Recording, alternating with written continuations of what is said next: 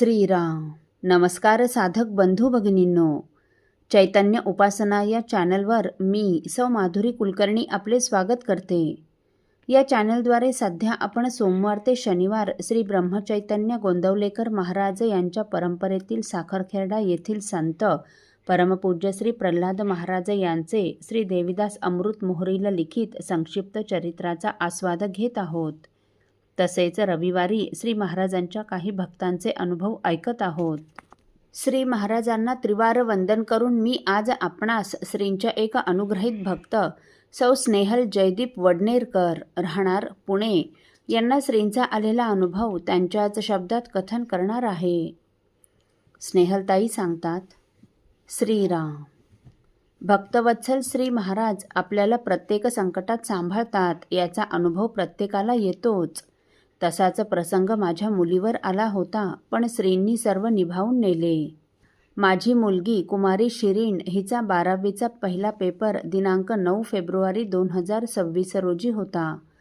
आम्ही तिला सकाळी 10:30 वाजता परीक्षा केंद्रावर सोडले. साधारण 11:15 वाजता सर्वांना सीट मिळाली. नंतर चेकिंग करताना तिला तिथल्या परीक्षकांनी पेपर न देता कारण सांगितले की तिचे नाव NRI यादीत आले असल्याने तिला इथे परीक्षा देता येणार नाही. केंद्राध्यक्ष पण तेच म्हणाले. त्यामुळे शिरीन घाबरून गेली. त्यांना खूप समजावून देखील तिचे सगळे प्रयत्न फोल ठरले. हे सर्व घडत असतानाच ती मनातल्या मनात श्री महाराजांना सतत आळवत होती. या संकटातून बाहेर काढण्यासाठी सतत प्रार्थना करत होती. तिला कृष्णाय वासुदेवाय हा मंत्र रोज 11 वेळा म्हणायची सवय आहे. तिने ते देखील केले व पुन्हा श्रींची करुणा भाकली आणि करुणा सिंधू श्री महाराज आपल्या या छोट्या भक्तासाठी धावून आले. त्याच वेळेस तेथे अधिकारी असलेल्या एक मॅडम अचानक तिथे आल्या व त्यांना हा सर्व घोटाळा समजताच प्रथम त्या केंद्राध्यक्षांना ओरडल्या आणि कुमारी शिरीणला पेपर लिहू द्या अशी सक्त ताकीद त्यांना दिली. तसेच वेळ फुकट गेल्याने तिला कमी मार्क मिळाल्यास तुम्ही जबाबदारी घेणार आहात का असा सवाल त्यांना केला. नंतर पेपर झाल्यावर चूक तिच्या कॉलेजची होती असे सांगण्यात आले. या सर्व गडबडीत शिरींची 15 मिनिटे फुकट गेली, पण पेपर कसाबसा वेळेत लिहिला गेला आणि त्या पेपरला तिला डिस्टिंक्शन देखील मिळाले. हे सर्व श्री महाराजांनीच सुरळीत केले एवढे नक्की. श्रीराम समर्थ. साधक हो.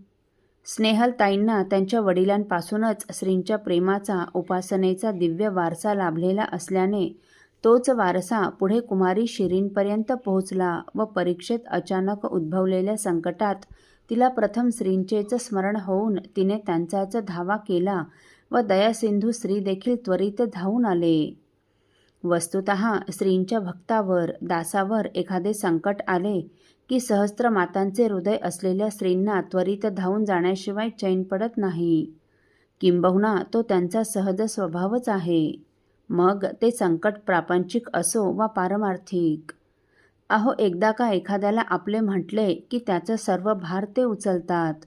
त्यासाठी एखादे हलके काम करावे लागले, स्वतःला कितीही कमीपणा घ्यावा लागला तरी त्याचे त्यांना दुःख नसते.